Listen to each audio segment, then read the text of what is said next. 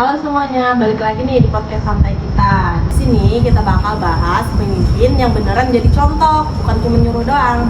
Di sini aku nggak sendirian nih, kita udah ada geng lengkap.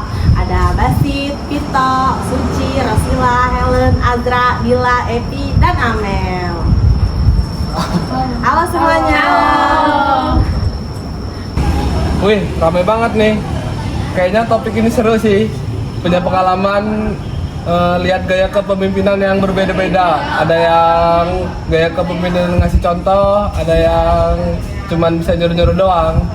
Nah, makanya kita mau bahas nih hari ini gimana sih pemimpin yang bisa netepin standar, bukan cuma nyuruh doang, dan bisa jadi contoh yang dihormati karena tindakannya.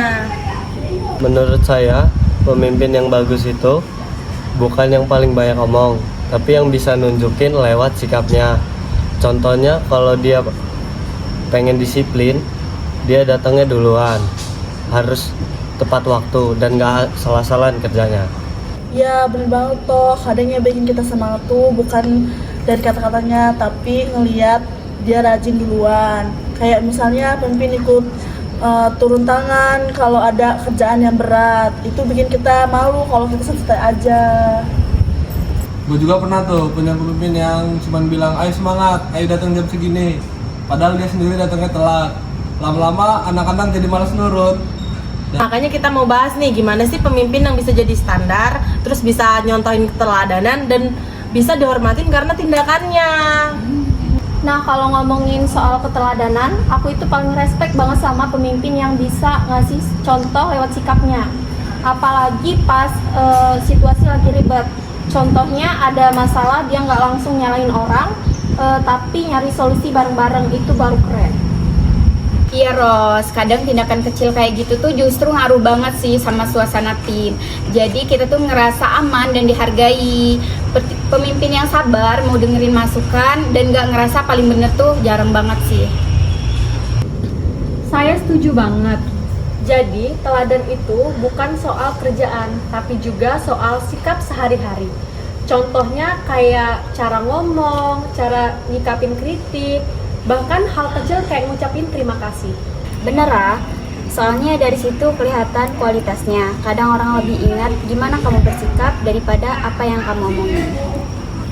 Setuju, jadi keteladanan itu bukan cuma untuk di depan umum, tapi pas juga nggak ada orang ngeliat. Kalau menurut saya, pemimpin yang dihormati itu harus galak. Justru yang santai tapi tegas itu yang dicari.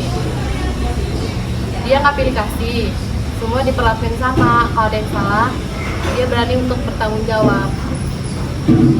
Iya, kadang orang lebih nurut sama pemimpin yang bisa diajak ngobrol baik-baik. Kalau dia terbuka, kita juga ngerasa nyaman buat ngasih ide dan saran. Jadi timnya nggak cuma nurut, tapi juga punya semangat bareng. Dan yang penting, pemimpin itu jangan gengsi buat minta maaf kalau salah. Justru itu malah membuat dia lebih bijak. Nah itu, kadang yang bikin orang mau ngikutin tuh bukan perintah, tapi rasa percaya kalau pemimpinnya jujur, terbuka, dan bisa dipercaya. Otomatis timnya solid banget. Jadi betul banget, untuk jadi pemimpin nggak perlu nunggu jabatan dulu, kita bisa mulai dari diri sendiri, jadi contoh yang baik buat sekitar. Iya, kalau pemimpin bisa ngasih efek positif, pasti orang-orang sekitarnya juga ikutan berubah ke arah yang lebih baik. Kadang hal kecil itu bisa banget ningkatin respect, kayak bilang makasih, ngaku kalau salah, atau sekedar minta tolong. Pemimpin yang hebat itu bukan dia yang ditakutin, tapi bikin orang yang ingin ngikutin dia.